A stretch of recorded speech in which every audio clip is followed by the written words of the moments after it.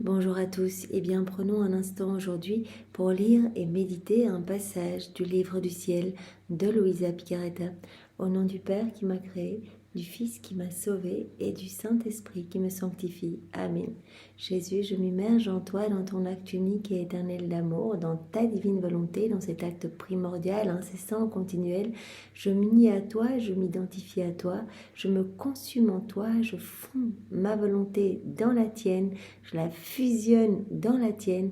Et Jésus, eh bien, je t'invite comme tous les jours dans ma vie, dans mon cœur, pour que tu t'en occupes, pour que tu le défriches, que tu le purifies, que tu l'ennoblisses, que tu le sanctifies, que tu y retires eh bien, tout ce qui te fait pleurer, tout ce qui te déplaît, ce qui résulte de ma volonté propre.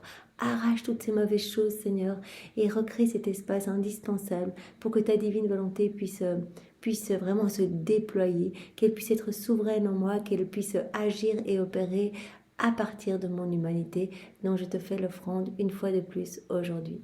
Oui, Seigneur, je viens tout déposer au pied de ton trône, mes désirs, mes émotions, mes pensées, ma volonté. Je place tout là et je te demande, Seigneur, eh bien, de te servir de tout comme marchepied pour établir ton royaume, comme fondation pour établir ton royaume dans mon cœur.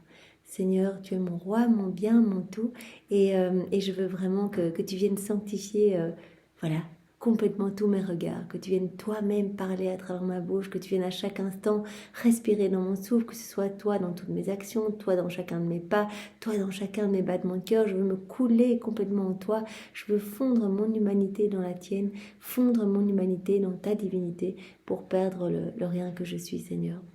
Seigneur, je te remercie infiniment pour tout ce que tu as fait déjà pour nous, tout ce que tu vas encore faire aujourd'hui. Je te remercie pour toutes ces grâces, toutes ces bénédictions que tu veux nous donner, tous ces cadeaux. Tu nous veux propriétaires de tout, tu nous veux heureux, Seigneur. Alors merci au nom de tous ceux qui ne te remercient jamais, et merci bien sûr avec tes propres remerciements à toi. Jésus, nous voulons t'offrir ton immensité à toi, ta beauté, tes harmonies, ta pureté. Nous voulons t'offrir ton obéissance, nous voulons t'offrir tes bénédictions à toi, nous voulons t'offrir tes je t'aime à toi, nous voulons t'offrir ton humilité, nous voulons uniquement t'offrir toi, Seigneur. Nous ne voulons rien offrir de nous-mêmes, nous voulons t'offrir à toi-même, Seigneur, pour te glorifier parfaitement.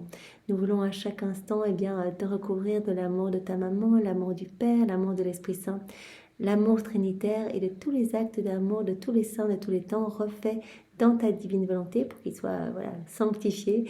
Nous voulons également te recouvrir de tout cet amour, de tous ces actes d'amour que tu as placés dans l'œuvre de la création, de tous les actes d'amour que tu as placés dans l'œuvre de la rédemption et de tous les actes d'amour que tu as placés dans l'œuvre de la sanctification. On veut tout récapituler et tout te réoffrir continuellement. Seigneur, te noyer dans ce flot d'amour à chacun de nos battements de cœur, nos battements de cils, à chacun de nos mouvements, à chacune de nos respirations, chacun de nos micro-mouvements même internes. Nous voulons réparer. Nous voulons réparer à chaque instant pour toutes les offenses qui te sont faites. Nous voulons te donner l'acte opposé à ce qui te fait souffrir à chaque fois, Seigneur. Nous voulons pallier à tous ces vides d'amour. Nous voulons nous offrir à toi, Seigneur. Alors, reçois vraiment nos vies et accepte ce sacrifice d'amour. Nous voulons te servir et travailler à l'avènement de ton royaume, alors que nous ne perdions pas notre temps ici-bas dans des choses vaines et futiles, mais que nous puissions brûler d'amour pour toi, Seigneur, être dans ton cœur et nous laisser consumer par les flammes de ton amour pour devenir à notre tour, amour. Nous voulons devenir pur amour, Seigneur. Alors donne-nous ce don de la vie dans la divine volonté et que nous puissions jour après jour alimenter cette vie divine. Vraiment la faire grandir en nous et devenir peut-être un jour comme un autre toi sur la terre. En fait, devenir comme une extension de ta propre humanité. Que ce soit toi qui fasses tout en nous, à chaque instant. Qu'il n'y ait pas de sortie dans nos volontés propres. Toi, tout le temps, en nous, Seigneur. Vraiment comme si tu étais là à travers nous, comme si notre humanité était un petit voile cachant ta personne, ta volonté en train de travailler et d'opérer. Jésus, maintenant, dispose chacun de nous pour accueillir ce nouvel enseignement. Viens aider, enveloppe-nous de ta lumière, donne-nous ton cœur, Seigneur. Viens nous donner ta sagesse et ta compréhension que nous ne perdions rien de ce précieux trésor, puisque chaque enseignement est une vie divine que tu sors de toi, est une naissance. Vraiment, tu as dit, voilà, je vous donne ce qu'il y a de plus précieux. une vérité vaut plus que toute la création entière parce que chaque élément créé est une œuvre divine, mais ici je vous donne une vie divine. Alors prenez-en soin et accueillez-la. Suivant la disposition, eh bien cela va pouvoir opérer des merveilles dans votre âme, comme, voilà, comme un parfum céleste, une fragrance du ciel qui va venir nous enivrer, nous donner cette soif de mettre en pratique. Jésus nous séduit par tous ces mots et il nous appelle à cette mise en pratique parce qu'il veut tout nous donner. Et ce n'est que quand nous allons nous unir à lui dans cette mise en pratique, que nous allons faire nos rondes, que nous allons louer, bénir au nom de tous, réparer au nom de tous, etc., eh bien qu'il va pouvoir nous donner. Il a dit à Louisa, voilà, dès que tu fais tes rondes, eh bien en fait tu visites ce qui t'appartient, puisque voilà, l'âme qui vit dans la divine volonté est propriétaire de tout, donc c'est comme si tu visitais tes appartements et cela me fait immensément plaisir. J'attends tes petits je t'aime dans chaque élément créé parce que quand tu les places dans la création, eh bien en fait tu réponds à notre amour, puisque notre amour se trouve partout dans la création et les hommes n'y répondent pas, donc toi tu répares. En faisant ces rondes, eh bien tu nous donnes l'amour que les hommes ne nous donnent pas. Bien Seigneur, puissions-nous à chaque instant te donner de l'amour aussi, au nom de tous. Viens maintenant parler à travers ma bouche, envoie sur chacun de nous ton Esprit Saint, que ce moment fait en union avec toi puisse avoir des retombées dans tous les cœurs comme une rosée bienfaisante. J'aime tellement me dire que quand on s'unit à Jésus, bien, voilà, il y a des milliers d'âmes sauvées partout, même des âmes du passé qui reçoivent des charismes, qui reçoivent des grâces, qui reçoivent la conversion, la sanctification, etc., des âmes du futur, des âmes qu'on ne verra jamais, mais voilà, on en aura connaissance dans le ciel, parce que Jésus a même dit dans sa grande générosité, je vous donnerai les mérites de toutes ces âmes sauvées. Alors que c'est absolument pas nous. On s'unit à Jésus, Jésus fait le travail en nous, et il nous donnera vraiment dans son grand amour le mérite de ces âmes sauvées. Alors Jésus envoie sur chacun de nous ton Esprit Saint. Viens, Esprit Saint, viens, par la puissante intercession du cœur immaculé de Marie, ton épouse bien-aimée. Viens, Esprit Saint, viens, par la puissante intercession du cœur immaculé de Marie, ton épouse bien-aimée. Viens, Esprit Saint, viens, par la puissante intercession du cœur immaculé de Marie, ton épouse bien-aimée. Le passage que nous allons méditer est celui du 25 mars 1929. Nous sommes dans le volume 25 et c'est notre sœur Louisa qui parle. Mon abandon dans la divine volonté continue. Je sentais la petitesse de ma pauvre âme au milieu de toutes les choses créées. Voilà, elle se balade, elle fait ses rondes dans l'œuvre de la création et voilà, elle se retrouve dans cette immensité, dans cet amour brûlant de Dieu partout, puisque tout est amour de Dieu. Chaque élément créé nous dit je t'aime. Et donc elle se sent comme perdue dans l'immensité de la création. Et moi, bien qu'ayant mon propre mouvement, ma course continue. Dans toute la création, je m'en sens inséparable. Voilà, Louisa, elle est poussée continuellement à faire ses rondes. Elle a même demandé à Jésus, mais j'ai l'impression de répéter tout le temps la même chose. Du matin au soir, je fais ses rondes, je place mon amour partout, dans les cieux, sur les nuages, sur le soleil, ses rayons, les étoiles, leurs sentiments. Mon amour pour toi uni au tien. Et Jésus lui a dit, ce n'est pas toi, c'est ma divine volonté en toi, puisque ma divine volonté opère et travaille en toi, et qu'elle travaille et opère dans les éléments, il y a cette unicité. Tu es comme entraîné à te couler partout où ma divine volonté travaille, et tu es prise dans cette course incessante en fait, dans ce mouvement incessant en fait du travail de ma divine volonté. Ma course continue dans toute la création, je m'en sens inséparable. Voilà cette unité en fait, cette unité du divin fiat. Ma volonté et celle de la création sont une, qui est l'unique et seule divine volonté. Par conséquent, comme la volonté de tous est une, nous faisons l'unique et même chose, et nous courons tous comme vers notre premier centre, notre Créateur, pour lui dire.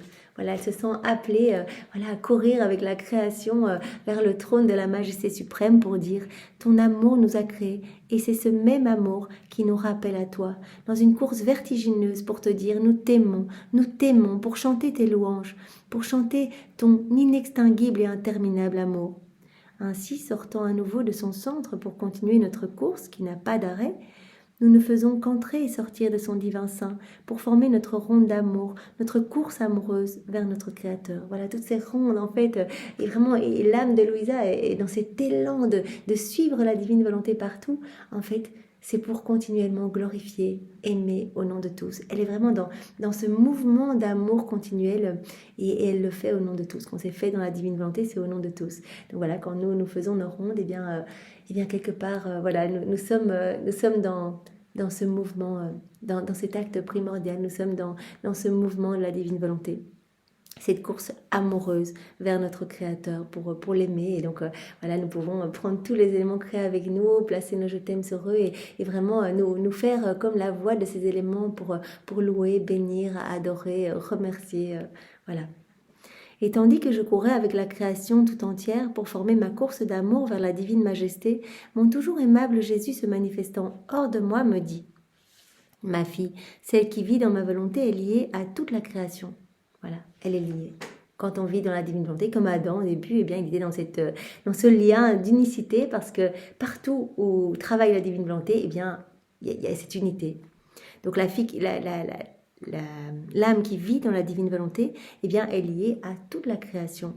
D'ailleurs, Adam était le chef-d'œuvre de la création. Toute la création, les éléments créés lui obéissaient. Il avait un peu chaud, eh bien, le vent venait lui caresser le visage. Il avait un peu froid, le soleil intensifiait ses rayons. Il avait envie d'écouter des chants d'oiseaux.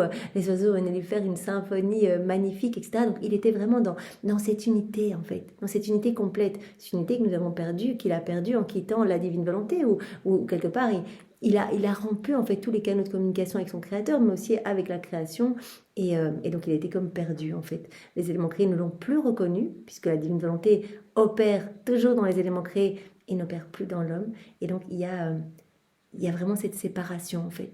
Et c'est pour cela qu'aujourd'hui, eh bien, l'homme n'est plus reconnu, il se trouve presque en dessous de la création, il se fait attaquer par des animaux sauvages, etc., parce qu'il a étouffé cette vie divine en lui, parce qu'il n'a pas laissé la divine volonté être souveraine dans son intérieur.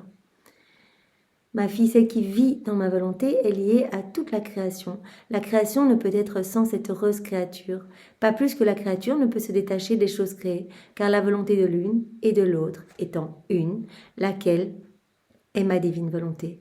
Elle forme un corps unique, ayant de nombreux membres inséparables les uns des autres. Voilà, comme un corps unique, et tous les membres sont inséparables en fait. Il y a vraiment cette unité, puisque la divine volonté travaille dans l'âme qui désire vivre dans la divine volonté, qui s'abandonne entre les mains de Jésus, et travaille dans chaque élément créé.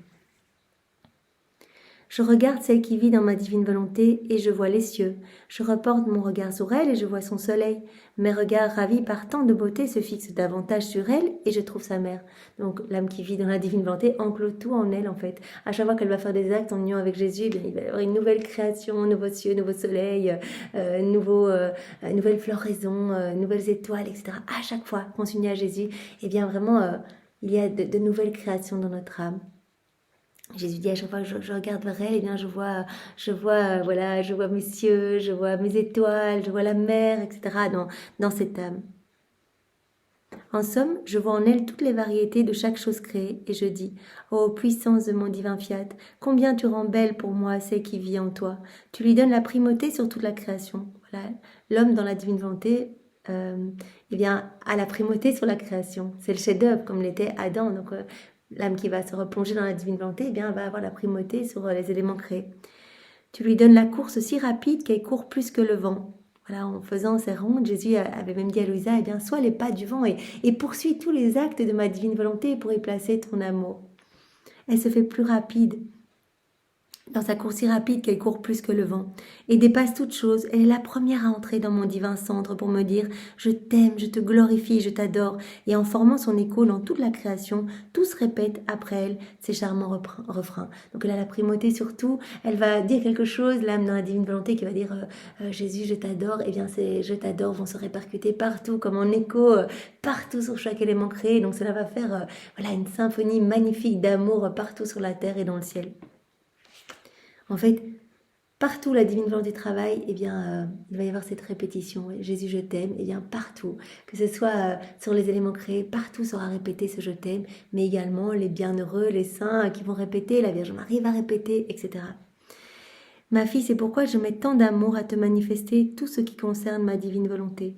Tout ce que je t'ai manifesté sur elle n'est rien d'autre que l'ordre tout entier de son royaume.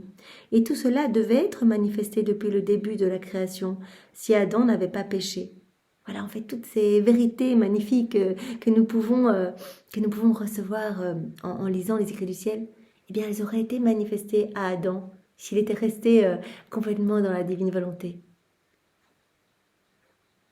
Parce qu'en chacune de mes manifestations sur mon divin fiat, l'homme devait grandir dans la sainteté et la beauté de son Créateur. Voilà. Tout cela devait être manifesté depuis le début de la création, si Adam n'avait pas péché. Donc il aurait dû s'alimenter continuellement de nouvelles vérités pour grandir dans la sainteté et la beauté de son Créateur. Et mon intention était de faire cela petit à petit, lui donnant par petites gorgées la vie de la divine volonté. Voilà, en recevant ses connaissances, il aurait grandi, mais petit à petit, petite gorgée par petite gorgée. Voilà, c'est ce que nous demandons aussi à la Vierge Marie. Nous pouvons lui demander tous les jours de nous donner une petite gorgée, même toutes les nanosecondes, une petite gorgée de la divine volonté pour que notre âme se transforme et que nous puissions être complètement dans ce lien d'inséparabilité avec Jésus. Voilà, donc l'intention était de le faire petit à petit, lui donnant petite gorgée par petite gorgée la vie de la divine volonté, pour le faire grandir selon le désir de ma divine volonté. Ainsi, par son péché, l'homme a interrompu mon discours. Voilà. En fait, en quittant la divine volonté, il a perdu la divine volonté comme narratrice de tout l'amour de Dieu. Il a perdu toutes ses vérités. Et donc, il a comme interrompu le discours de la divine volonté et l'a réduit au silence. Après bien des siècles, voulant que l'homme revienne dans mon fiat, j'ai recommencé à parler avec tant d'amour, plus qu'une tendre mère lorsqu'elle aime et attend avec impatience de donner naissance à son enfant pour pouvoir l'embrasser, l'entourer de ses affections, l'aimer et le serrer tendrement contre son sein maternel et le combler de tous ses biens et de tous ses bonheurs. Jésus vraiment nous montre par cette image une maman qui attend son bébé, qui le prend dans les bras, qui le chérit. Et bien c'est comme cela que Jésus nous prend maintenant pour nous abreuver à nouveau de ces vérités. Après ces 6000 ans d'attente, et bien la divine volonté a hâte de pouvoir à nouveau être souveraine en nous. Et il n'y a que par ces connaissances que nous allons avoir cette soif de mettre en pratique et donc que nous allons devenir propriétaires de tout. Donc ces connaissances sont très importantes. Et donc vraiment Jésus nous dit, voilà, maintenant j'ai décidé, je vous redonne parce que c'est le moment. Ce n'était pas le moment lors de mon passage sur la terre parce que mes apôtres n'auraient rien compris. Donc j'ai commencé par l'alphabet, par leur parler en parabole et puis je devais leur donner des remèdes. L'humanité était malade donc je devais donner des remèdes pour les soigner. Et voilà, maintenant c'est le moment. Vous imaginez la chance que l'on a de pouvoir vraiment, nous les ouvriers de la dernière heure, de pouvoir recevoir ces vérités vraiment sans mérite, sans rien, juste plein de péchés. On reçoit ça et on se laisse transformer, Jésus nous façonne. Donc c'est vraiment magnifique, Jésus veut nous prendre comme des petits nouveaux-nés et nous abreuver à nouveau de toutes ces vérités qui vont nous transformer. J'ai recommencé à parler avec tant d'amour, plus qu'une tendre mère lorsqu'elle aime et attend avec impatience de donner naissance à son enfant pour pouvoir l'embrasser, l'entourer de ses affections, comme une mère qui attend la naissance de son enfant et la divine volonté a attendu tant de temps de pouvoir à nouveau nous raconter tout l'amour de Dieu pour nous, à nouveau nous donner toutes ces vérités pour vraiment que cela nous brûle le cœur. Une tendre mère qui attend de l'aimer, de son enfant, de le serrer tendrement contre son sein maternel et de le combler de tous ses biens et de tous ses bonheurs. Voilà, Jésus nous dit, la Trinité a hâte de nous combler de tous les biens célestes, de tous les bonheurs, de toutes les joies du ciel. C'est ce que j'ai fait en reprenant mon discours, en te manifestant l'ordre tout entier du royaume de ma divine volonté et la voie que mes créatures doivent suivre dans mon royaume. Donc c'est vraiment le mode d'emploi pour vivre dans la divine volonté, ces écrits du ciel. Vraiment, chaque vérité est comme une voie supplémentaire, un chemin, un accès, une clé, une porte supplémentaire nous permettant de pouvoir vivre dans ce royaume, de pouvoir y accéder plus rapidement. Par conséquent, manifester toutes ces vérités sur mon fiat n'était rien moins que remettre en place tout l'ordre et tout l'amour que j'aurais conservé si l'homme n'avait pas péché et si mon royaume avait eu sa vie sur la terre. Donc voilà, en fait Jésus dit, voilà, on continue, on veut réinstaurer ce qu'on voulait faire au début en fait. On veut remettre en place, on veut que l'homme soit comme Adam dans son état d'innocence en fait, qu'il se laisse nourrir par toutes ces vérités, qu'il grandisse dans cette ressemblance avec son Créateur, qu'il reçoive continuellement des torrents de cadeaux, de puissance, de grâce, de sainteté, de beauté, et que vraiment que son âme rentre, soit continuellement dans la louange, dans la bénédiction, dans l'amour, qu'il ait vraiment ce flux et ce reflux d'amour. Dans mon discours, j'ai conservé un ordre tel qu'une vérité est reliée à l'autre. Jésus dit, voilà, chaque vérité est importante, elles sont toutes reliées entre elles. On a l'impression parfois que c'est répétitif, mais Jésus dit non, tout est important. Et je sais quelle vérité va toucher telle âme. Jésus nous connaît. Il sait déjà le nombre d'âmes qui vont vivre dans la divine volonté. Ces noms sont déjà inscrits en lettres d'or dans son cœur. Ces âmes étaient déjà avec lui pendant tout le moment de son passage sur la terre, depuis la seconde 1 de son incarnation jusqu'à sa mort. Ces âmes sont continuellement en train de réparer pour tous, etc. Donc Jésus sait exactement quelle personne va être touchée quand. Et il y a un ordre, comme il dit dans ces vérités. Elles sont toutes comme... elles sont toutes importantes. Elles sont toutes importantes. Quand Louisa voulait omettre d'écrire certaines choses, Jésus lui dit non, non, tout est important et tout a un sens. J'ai conservé un ordre tel qu'une vérité est reliée à l'autre. Tout est relié. Jésus nous donne plusieurs fois différents exemples pour que cela soit martelé dans notre cœur. Il va nous expliquer une vérité, mais il va décliner cette vérité avec différentes images pour que nous comprenions et que vraiment cela soit imprimé vraiment dans notre cœur, dans notre esprit, sur nos lèvres, dans nos yeux, que vraiment nous soyons marqués par ces vérités. J'ai conservé un ordre tel qu'une vérité est reliée à l'autre. Et si quelqu'un voulait enlever ou cacher quelques vérités, elle constituerait un vide dans le royaume de mon divin fiat et retirerait aux créatures une force qui les incite à vivre dans mon royaume. Si quelqu'un voulait retirer, comme ces différents volumes qui ont été perdus, ces 3 volumes dont Jésus nous parlait il y a quelques jours, qui par négligence ont été perdus. Jésus a dit qu'il redonnerait ces vérités plus tard quand son royaume serait bien établi. Mais Jésus dit comme tout est connecté dans les vérités, tout est important.